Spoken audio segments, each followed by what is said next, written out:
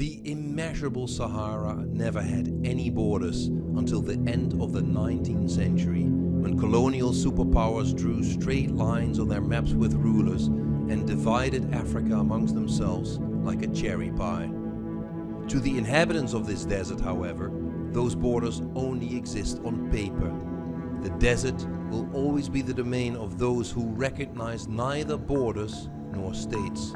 Ever since the colonial era, the Tuareg nomads have dreamt of their own borderless state in the Sahara. They call it Azalat. In 2012, they went for it and made an alliance with jihadists to seize the most wanted city in northern Mali, Timbuktu. For 9 months, their black flag flew over the city and Timbuktu was living on the Sharia law. Timbuktu was in the end liberated, but it never regained its original character. And yet, I want to go there.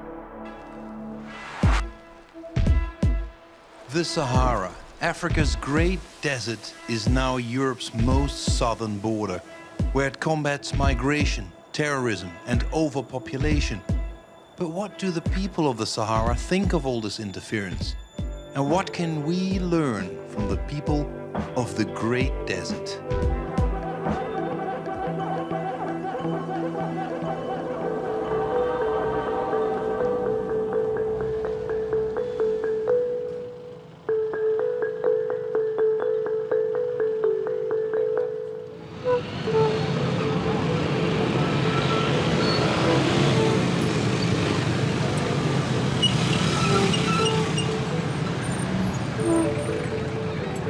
On our way to Timbuktu, we stop off at Bamako, Mali's capital city. Bamako is in the safe southern part of the country. In the local language Bambara, the word means crocodile river. That river is the meandering Niger, linking the city to the Sahara and to Timbuktu. Today, Bamako is the fastest growing city in Africa, receiving refugees from all parts of Mali that have become uninhabitable due to the many attacks and violence. Before I set out, I get some advice from Khaira Arbi.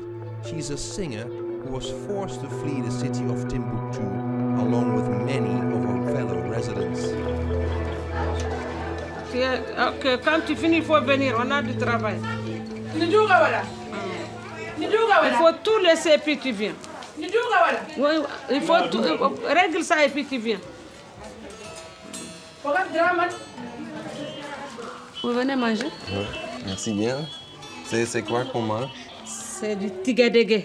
Tigadege. Tigadege, un plat de bambara. C'est pas, malheureusement, c'est pas la sauce de Tombouctou. Non, non. Mais vous manquez Tombouctou, non? Beaucoup même. Tombouctou me manque aussi, hein. Mais qu'est-ce que tu veux? C'est quoi que vous manquez? La ville. La ville. Ma maison. Je suis en chantier là-bas. On ne vous a pas montré chez moi. Bamako, c'est le pays. C'est chez moi aussi, mais c'est le pays. Réfugié urbain. Vous êtes réfugié dans votre propre... Dans mon propre pays. Ouais. Quand est-ce que vous avez parti de Tombouctou? 2 semaines avant la crise, avant l'arrivée des djihadistes. Hein. C'était dangereux de continuer? Très dangereux pour nous musiciens.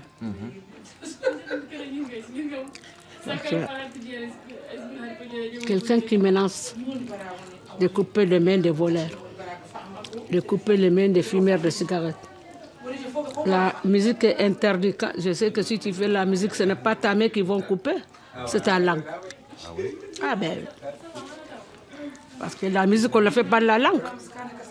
Un musicien qui joue à la guitare, on peut lui couper la main.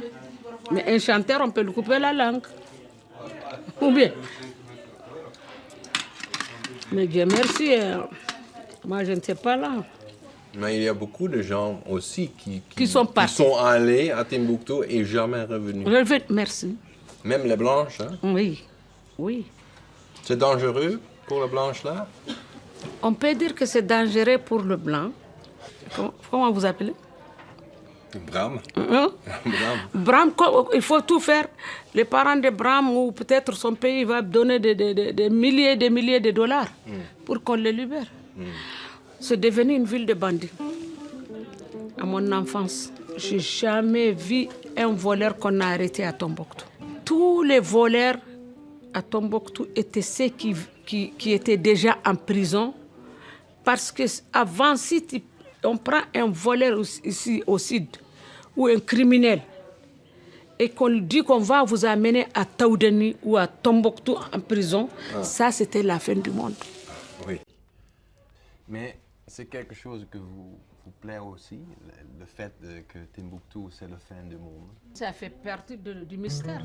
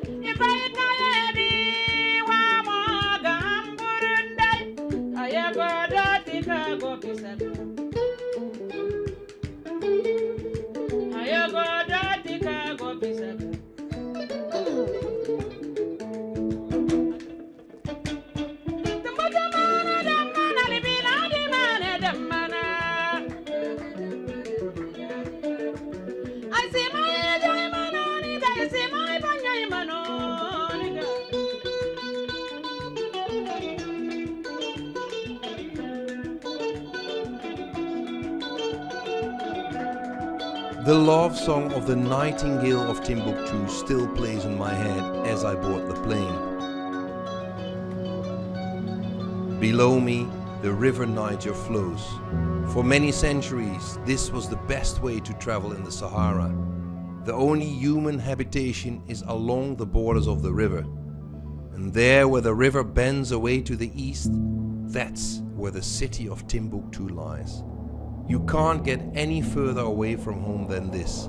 This is where the Sahara starts.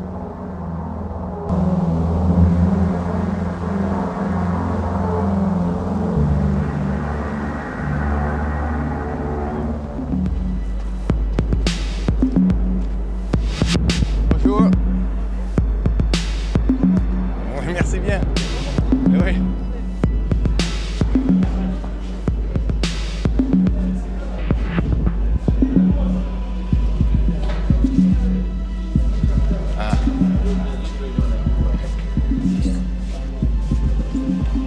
J'étais à Tombouctou et je suis revenu. C'est natuurlijk wel belangrijk. Ik ben in Tombouctou geweest. Oh, you have another one in English. Yeah, in English. Yeah, that's in English. This is a Habit Timbuktu back T-shirt.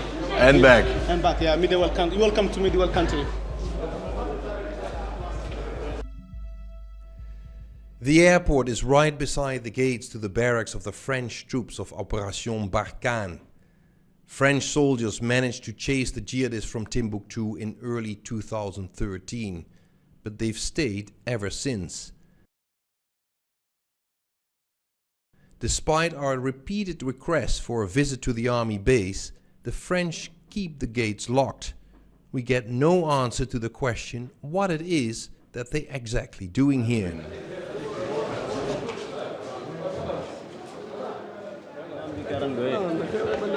C'est ça. C'est trop grand, hein? C'est trop grand? Allez, allez, allez. In my country, if you told me, you have to be like this. But yes.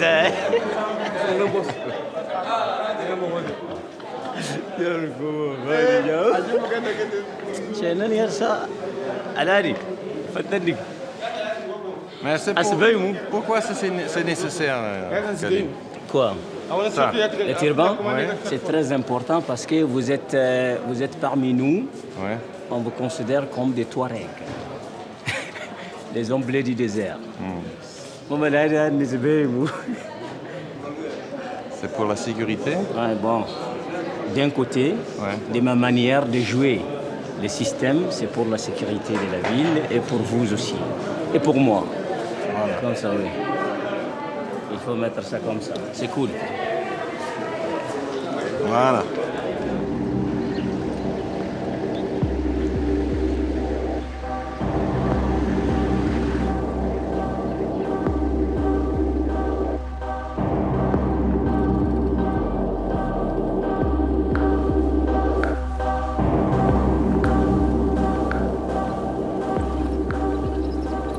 A voice inside my head keeps telling me I'm in Timbuktu.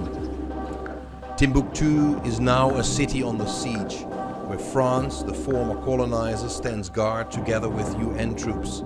Timbuktu has been first prize for centuries in the eyes of travelers, colonial armies, and insurgents.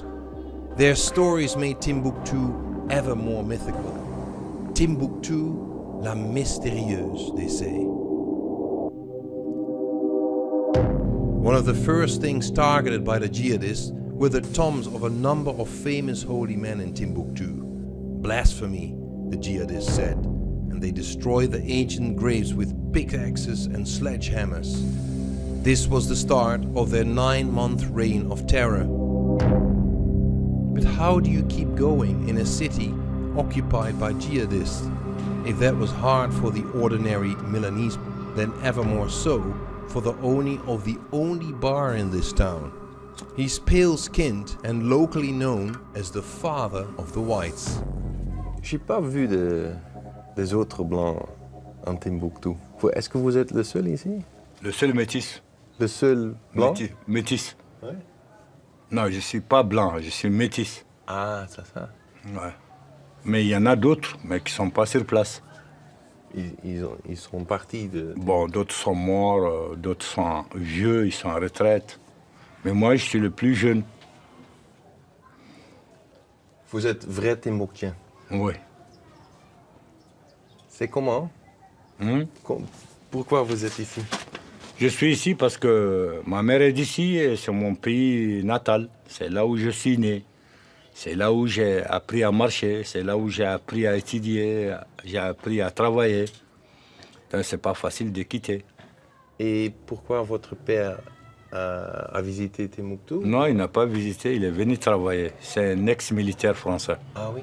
Oh, ouais. À l'armée coloniale? Coloniale, voilà. Et qu'est-ce qu'il a fait? Après, il est monté pour la guerre d'Algérie.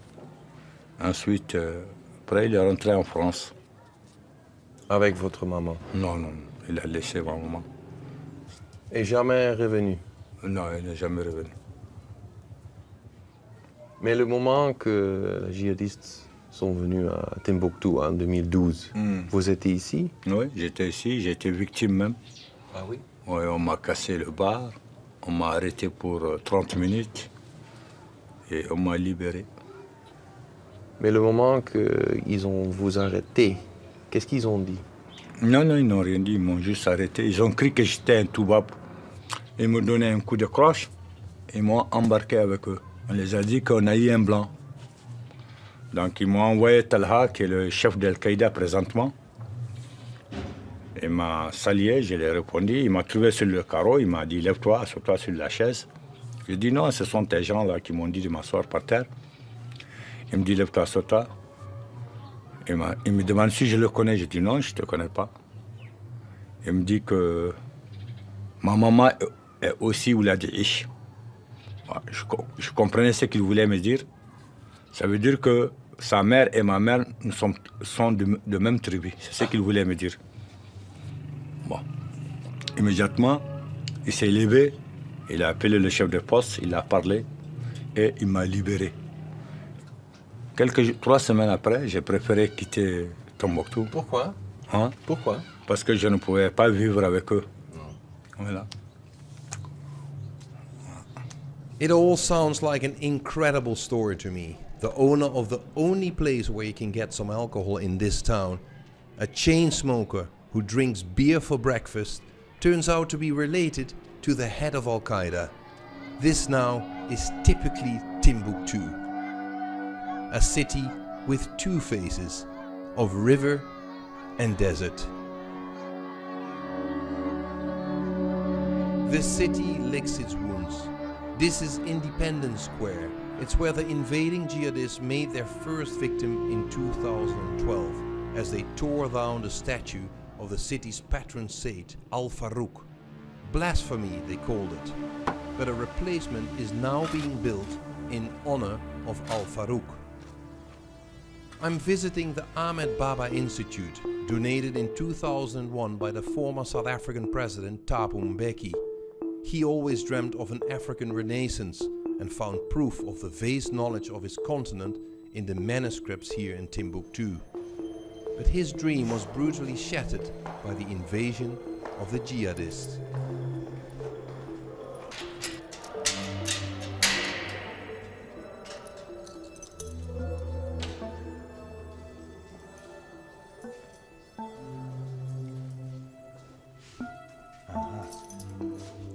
Ces manuscrits qui datent du XVIe siècle à nos jours.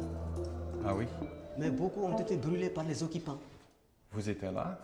On était là, mais on ne pouvait rien parce que le bâtiment était occupé par les chefs Des islamistes. des islamistes. Donc on était dans la ville, on se promenait jusqu'au moment où on voyait la fumée qui dégageait d'ici là. C'est à ce moment-là qu'on s'est précipité pour venir vider les boîtes. On a pu ramasser quand même quelques manuscrits. Et c'est les cendres des manuscrits qui sont brûlés. Parce que ça, c'est le Coran? Il y a le Coran, il y a un peu de tout. Il y a la grammaire, la physique, l'histoire, la géographie. Donc, je ne comprends pas parce que les islamistes, ils sont religieux. Pourquoi ils vont brûler le texte du Coran? C'est les petits-enfants là qui sont avec les gardes, les petits-enfants là. Ce sont eux qui ont brûlé ça.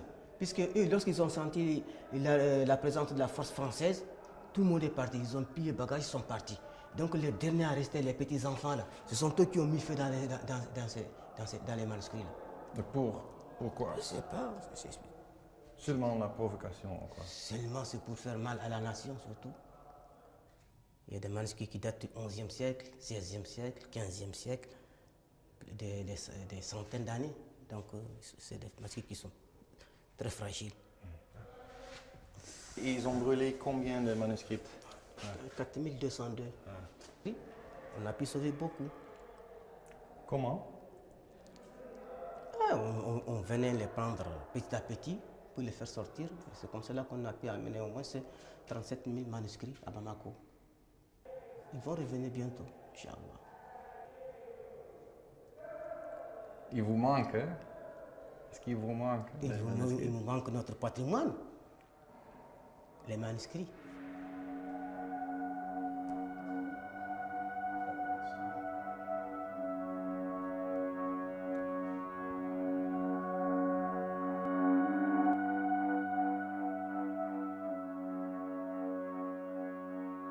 The invasion of the jihadists in northern Mali set a huge exodus in motion, but not everybody left. Those who stayed behind were forced to collaborate with the jihadists, like this journalist, who was only allowed to report on the occupation if he did exactly what the occupiers of his city wanted of him.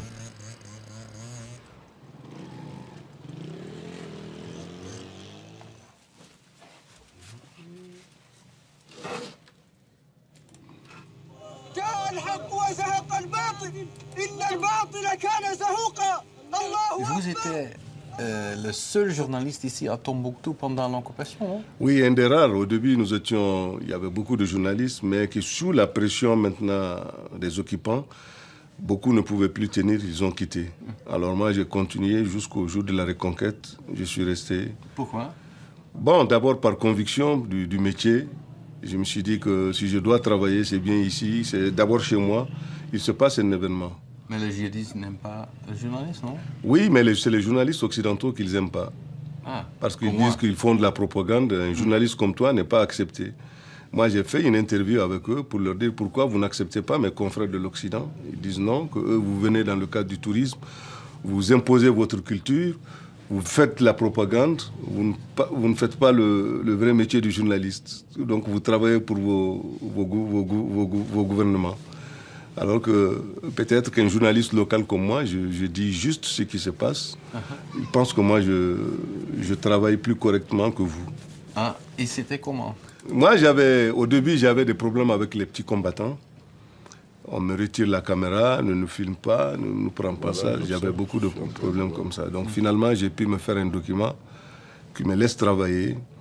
Et dans ce document, ils avaient énuméré des conditions. Les conditions, c'est quoi? C'est de ne pas filmer les chefs leaders, les leaders des islamistes. Ensuite, les femmes non voilées, de ne pas aussi montrer. Il faut montrer le bon visage que Tombouctou a repris depuis Tombouctou était la ville religieuse. Donc vous êtes devenu propagandiste pour eux? Bon, c'était des conditions quand même qui étaient posées. Alors j'étais obligé de l'accepter. Si je voulais vraiment tenir à mon métier, je pouvais le faire. Et vous êtes invité à tous les événements comme la destruction des mausolées, les amputations. Les amputations? Oui, il y a eu des amputations. Et tout ça, j'étais là avec des SMS, on m'informe. Souvent, on m'appelle. Yahya, nous avons tel événement à telle heure, à tel lieu.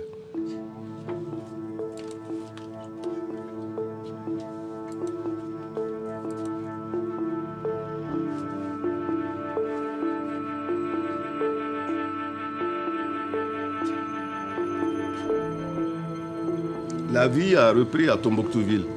Mais imaginez, Tombouctou n'était pas seulement la ville de Tombouctou, mais c'était ses environnants. Mais toi et moi, on ne peut pas. Aujourd'hui, j'aurais souhaité, quand je reçois un confrère à Tombouctou, de l'amener sur une dune de sable à 17h. Vous observez le coucher du soleil.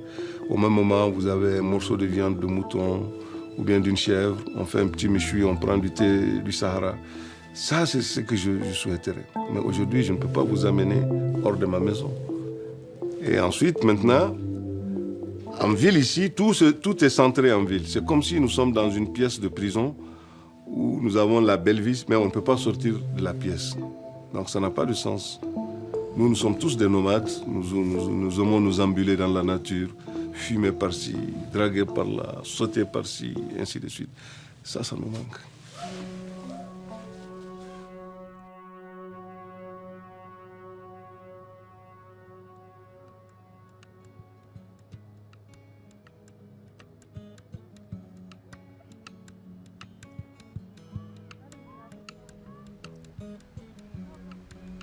انت عمري وانت حياتي يا ربي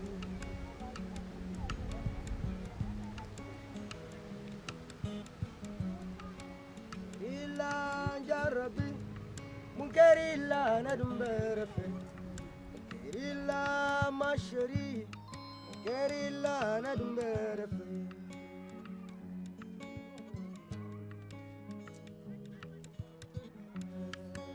إلا مشري منكر إلا ندم برفي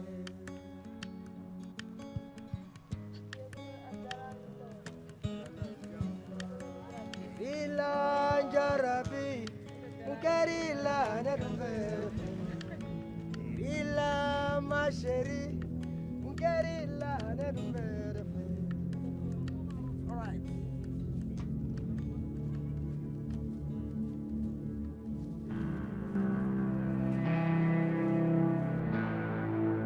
Timbuktu now feels like an open-air prison. When evening falls, the city is locked up. Nobody is safe beyond the city borders. Timbuktu feels like a fortress at the edge of the city, isolated from the rest of the country. Those who stay must live with this fate of the city, but plenty of young people are still prepared to do so.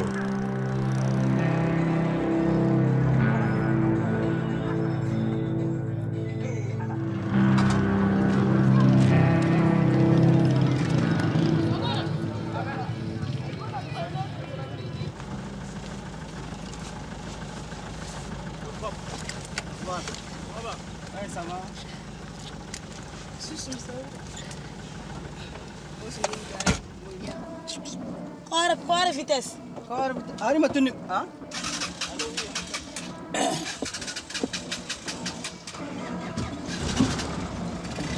Dero yanda ora pesanan. Nera ban no kamus. No ni ta bana saran kuma son kuma. Hello. Hello. Ali sam. Hello.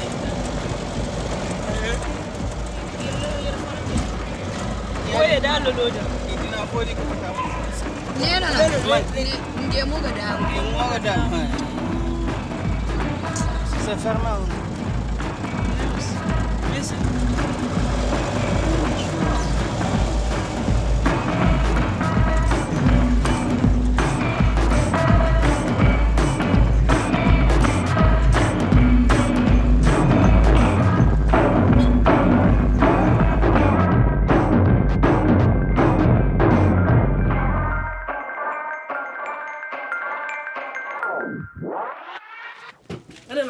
Wallahi mutum. Ai wanda fara. Isa. Kuma in je sai ka go mu ni finin nan gurin wayar ka hanku. Kom je dan muka hajje woro. Wallahi na lafiya da. Yanda dai gam. Min filere meshi. Igo iga ba ne da mere san da ita bi. Shine da ana kai fariyo. Ko ba ta iga. Is bon. Ko bi no bo nan nan ka.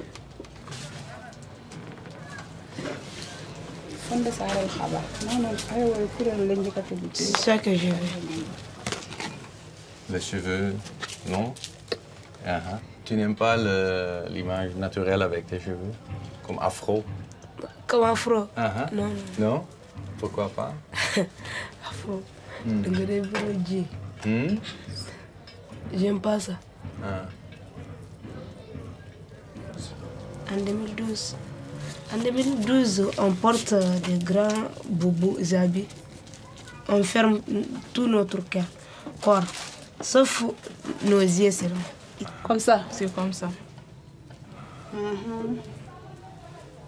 Et sinon, quand tu ne fais pas, qu'est-ce qui se passe? Ils vont te frapper. Ils vont te prendre pour aller en prison. C'est passé avec toi? Oui, moi, ils ont pris pour me fermer, mais ils ont dit qu'ils vont me frapper. Ma mère prend l'autre main et aussi prend l'autre main. Il fait comme ça. Pour te sauver? Oui, mais ils ont dit à ma mère que c'est pas normal. Il faut que je parte en prison. Et puis? Et puis, je parte. À prison? Oui. En tant qu'enfant, elle était enceinte aussi. Tu étais enceinte? Oui. Mais les djihadistes t'ont pris en prison. Et puis, qu'est-ce qui s'est passé? J'ai fait 2 jours là-bas. En prison aussi, c'est sale. On ne mange même pas, on boit seulement de l'eau. Elle aussi, elle était victime. Je bois seulement de l'eau seulement. Même si mon père m'a amené à manger, je ne peux pas manger. J'ai vomi seulement. C'est sale. L'endroit, c'est trop sale. Quand tu étais en prison, les garçons là en prison, les policiers ou les gens qui te frappent, tu le connais? Leur visage s'est fermé. Wallahi, ay guna wai kenu faun bo mako ka dem me sha situngo. Ikoy na gida ma se mani har barjul me jongu se wa faham digas. Sans coup de fouet. Sans coup. Mais comment il a dit sans nda buna ben. Et il y avait des gens qui regardent? Oui, il y avait des gens qui regardent. C'est eux-mêmes qui demandent aux jeunes de venir voir, ils vont frapper certaines personnes. Même parfois, même si j'ai vu mon enfant, je pense. Parce que c'est à cause de mon enfant qu'ils ont dit de partir. Parce que ça trouvait que je suis enceinte de 5 mois. Et quel est son nom? Almid. Il a quel âge maintenant? 5 ans. Tu es fier de lui? Oui. Ouais. Et maintenant, tu peux faire ce que tu veux en Timbuktu? Oui. Oui? Tu peux avoir des copains? Oui. Ce que tu veux? Oui. Tu penses qu'ils sont encore là, les djihadistes? Ici, en Tombouctou? Non, non, ça quand même, je ne sais pas. Non?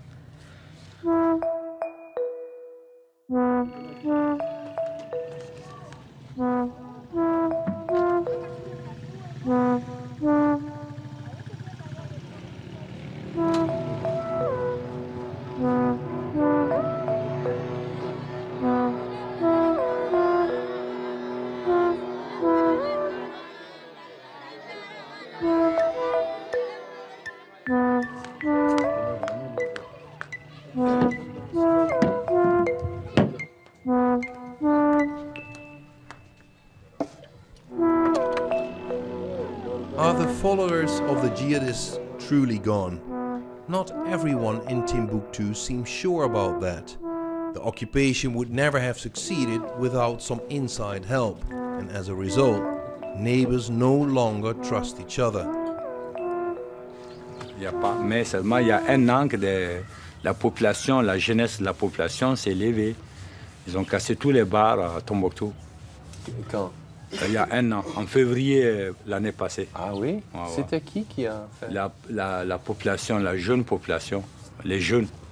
Pourquoi ils ont fait ça? Bon, ils disent que on n'aime plus l'alcool, on arrête la vente de l'alcool et on arrête à ce on ne vend plus, il faut casser tous les bars.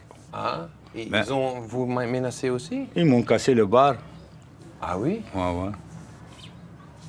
Donc ces sentiments sont encore là? Oui, ces sentiments sont là, ouais.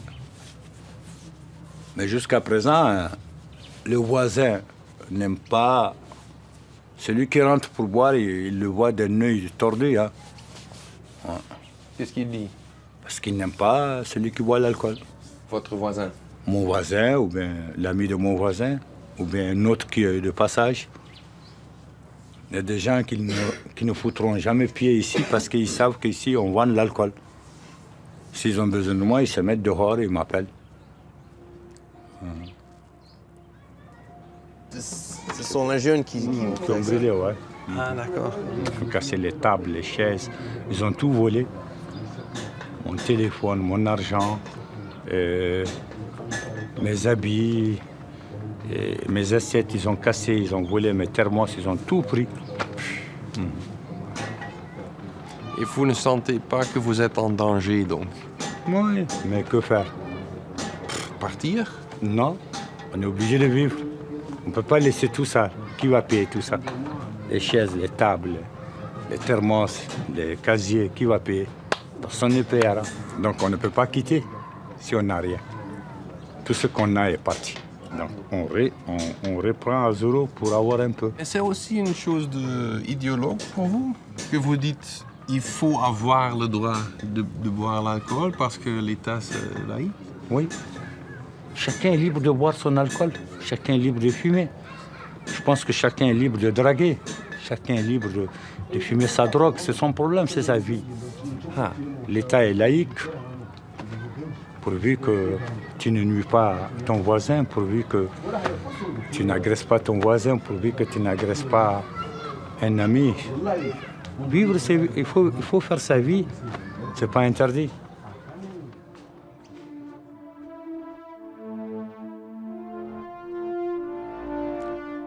If you are kidnapped here, you will immediately disappear out in the desert.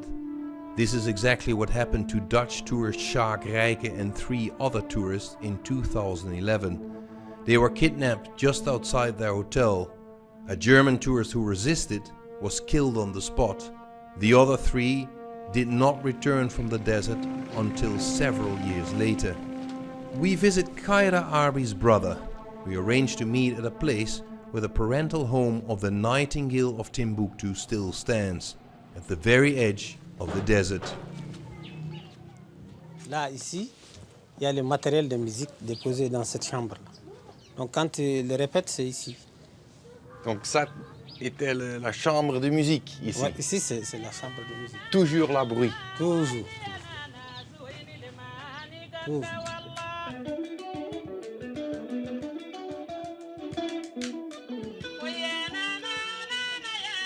C'est le concert, ça c'est louange de Tombouctou. Elle chante de Tombouctou. Elle manque de Tombouctou. Il ne peut pas venir parce qu'il a peur. Il ne peut pas venir. Le moment où il y a eu la crise, on était obligé de l'envoyer. Parce que c'était trop dangereux. C'est trop dangereux. Et pourquoi vous l'avez fait, le choix de rester? Bon, je ne vois pas là où il faut aller. Ma famille est très grande. J'ai au moins 18 personnes. 18 personnes. Mais vous pensez que Timbuktu a perdu quelque chose? Timbuktu a perdu beaucoup de ses valeurs. Il y avait une paix, c'est-à-dire entre blanc et noir, tu ne peux pas faire la différence. Et maintenant, c'est devenu, on dirait un peu chat et chien. Ah ouais. Parce que maintenant, les Noirs n'aiment pas l'arabe ou bien les Touaregs aussi n'aiment pas les Noirs et c'est devenu une guerre, c'est devenu une guerre civile, quoi. C'est-à-dire une guerre ethnique.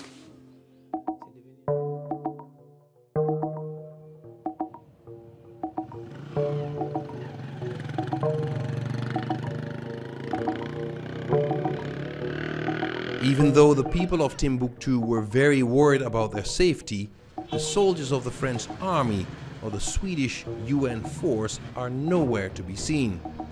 It's not until we take a look at the most famous mosque of the city that suddenly they come into view around the corner as bodyguards of a high European delegation. As I watch the scene from a distance, I wonder who these soldiers are really here for. Is it for Timbuktu, for Mali, or just to defend the interests of France and Europe? The souvenir sellers try anything to sell their wares. At one time, this city was a major tourist attraction. Today, the only visitors who come at all are heavily guarded. Timbuktu is missing the old times. Et est-ce que vous avez vendu quelque chose? Moi, les t-shirts, non, bon, pas encore. Vous voyez, aujourd'hui, il y avait assez de gens, mais rien n'a marché. Vous voyez? Je suis désolé. C'est comme ça. Moi, j'ai 4 enfants qui font des t-shirts. Vous voyez? Donc, c'est comme ça. Rien en vend. Ouais. Et c'est comme ça depuis quand? Bon, depuis 2012 jusqu'à nos jours, c'est comme ça. Qu'est-ce que vous avez vu quand les djihadistes sont venus ici? Oui, ici, bon, un jour, on était là assis, le matin, ils ont cassé le mausolée. Les gens, la population, ils crient en même temps, pourquoi ça, ils pleurent, vous voyez. Mais pourquoi ils ont détruit le mausolée? Bon, ça, je ne sais pas, vraiment. Ils n'ont pas expliqué? Ils n'ont pas expliqué parce que personne ne s'adresse à eux, personne ne s'approche à eux, donc on ne peut pas savoir. Et c'était pas dur? Bon, ça a été dur parce qu'on ne peut pas faire notre besoin. Il faut qu'on s'adresse à eux pour parler avec eux. On va faire ça, on va faire ça. Et c'est comme ça. Qu'est-ce qui vous avez parlé avec les salafistes là? Bon, c'est le jour où on m'a cassé ma guitare, c'est seulement ce jour.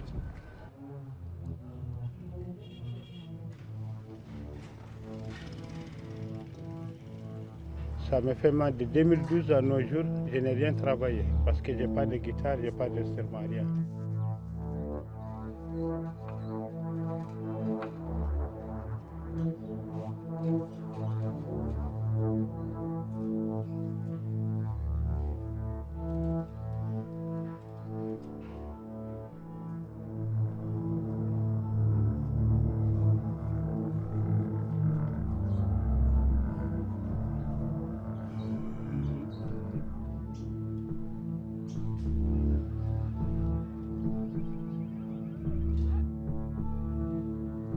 Night falls in Timbuktu.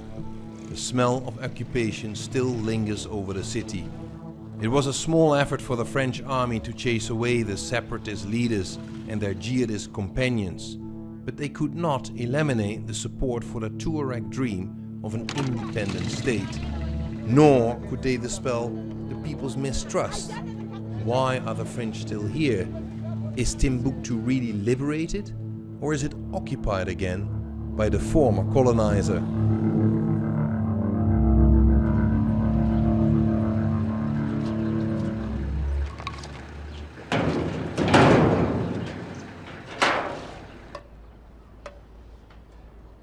Bien dormi?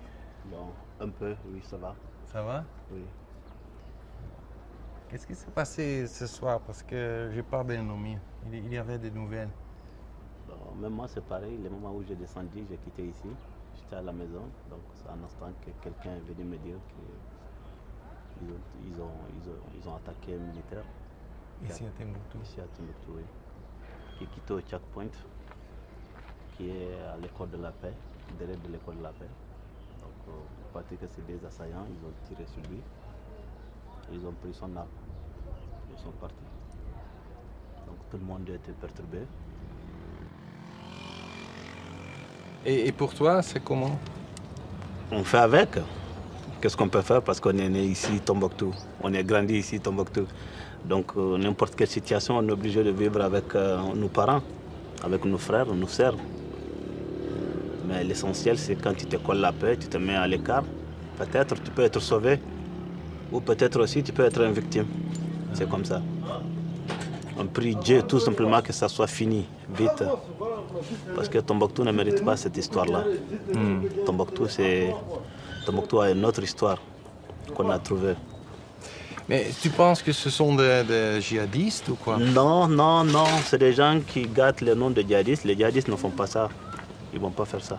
C'est des bandits? C'est des bandits armés seulement qui sont dans la ville, surtout dans les groupes qui sont à l'intérieur de la ville, qui viennent la nuit faire leurs bêtises et le lendemain ils vont quitter la ville. Ils kidnappent les gens, ils prennent les voitures d'autrui.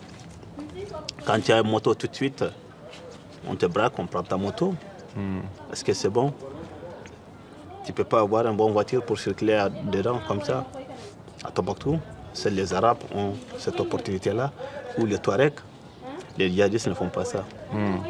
Les djihadistes sont là tout simplement, ils disent ce qu'ils veulent et ce qu'ils ne veulent pas. Si tu suives leur loi, tu es assuré. Mais si tu ne suis pas leur loi, ça c'est autre chose. Ce que je ne comprends pas parce qu'il y a le MONUSMA, il y a l'armée française, les Suédois, il y a l'armée de Mali, les Français. Ils ne font rien. Pour moi, ils ne font rien. Pour moi, ils ne font rien. Tout simplement, le problème se trouve au centre-ville. Et comment fait-il que vous laissez au centre-ville? Vous êtes là pour régler le problème. Vous laissez le centre-ville, vous êtes parti aller vous cacher au niveau de l'aéroport pour faire une base là-bas, pour rester là-bas. On peut attaquer une checkpoint tout de suite. Il n'y a pas une intervention rapide. On peut prendre une voiture d'autrui, il n'y a pas une intervention rapide. Donc, on vient chez toi, on te tue et puis on part et puis c'est fini. Hein. Donc, tu te colles la paix. Tu restes chez toi, tu cherches la paix. Si tu comptes sur l'aménagement ou bien sur Barkhane, là tu es foutu.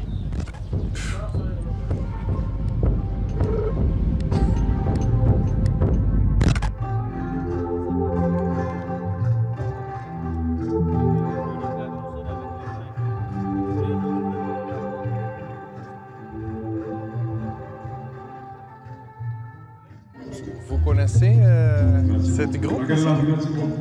Vous connaissez les groupes ici? Oui. Oui? Ils sont célèbres? Oui? C'est qui vient ce soir? Les réfugiés. Les réfugiés? Réfugiés de où?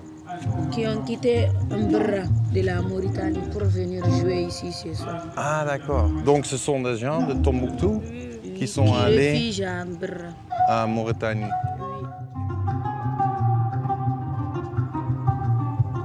Et maintenant, toutes ces choses difficiles sont finies. Oui. Timbuktu est normal en ce moment. Alhamdulillah, aujourd'hui quand même Tombouctou est normal. On se porte bien, on porte des habits comme on veut, on marche comme on veut. Ouais. Et on fête la musique. On fête la musique, on fait des bals masqués, des soirées partout là où on veut. Oui. Vous aimez beaucoup? On aime beaucoup, surtout que c'est gratuit aussi. oui. Ah, maintenant, quoi? Tu vas où? Ah, il comme quand même là. Ah, voilà, il y a ta quoi? Les gens vont partir. Allô, Abba? Allô? Nak dawa nak awa nak ya war fehma wala asata nagid anna sant soirée À cette année, dans cette soirée. Et puis de 21h hein? 21h, à falloir que tu aies 21h. Moi, tu vas circuler, moi, je vais circuler. Harat wali yan wari tu bouger dans Timbuktu à partir de 21h. The organizers seem nervous. The concert is about to begin, but the hall is still frighteningly empty. Timbuktu is not yet used to events like these. The organization only announced the concert at the very last minute, for fear of putting ideas into the heads of the wrong people. But if the audience won't come, the concert will have to be cancelled. Curfew starts in 2 hours.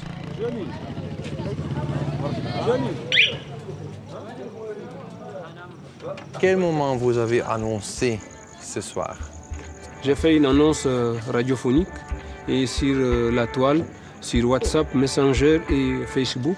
On a fait des publications partout pour dire que ce concert aura lieu. Sinon, le concert était prévu même pour vendredi, mais pour certaines raisons, on a décalé jusqu'au ce soir, samedi 30 ans. C'est pour faire revivre la jeunesse de Tombouctou, pour que Tombouctou ne somnole pas et pour que Tombouctou puisse renaître de nouveau, parce qu'on a connu la crise. Lorsqu'on était dans la crise, toutes ces histoires n'étaient pas permises. Maintenant, on souffle l'air de la liberté. Vive la liberté. Et un peuple qui n'est pas libre n'est pas un peuple.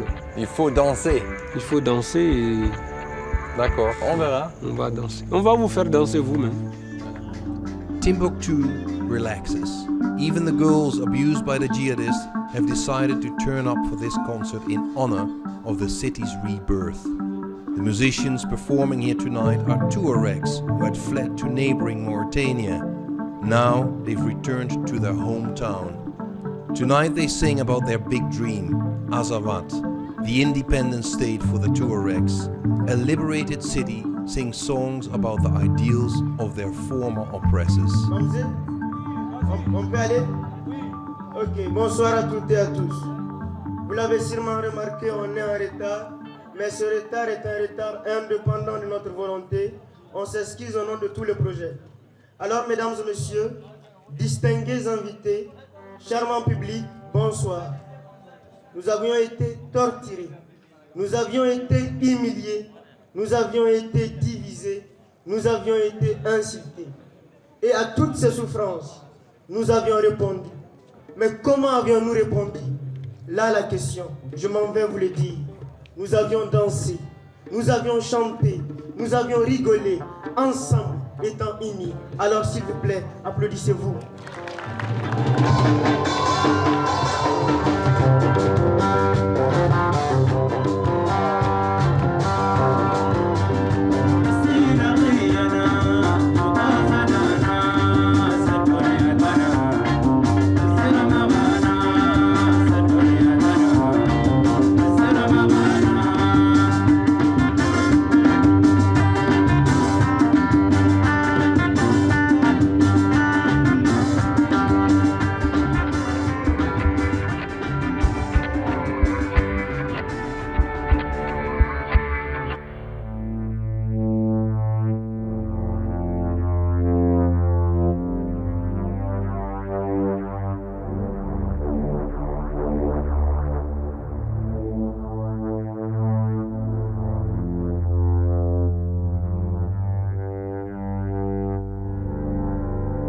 We have come to the end of our stay.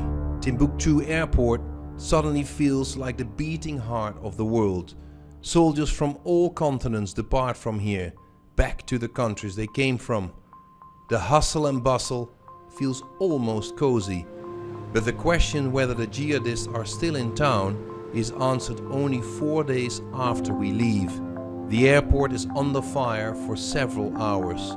Jihadists set off as many as 4 bomb cars at the gate. Timbuktu is still not safe. We travel on toward the east, next destination, Niger.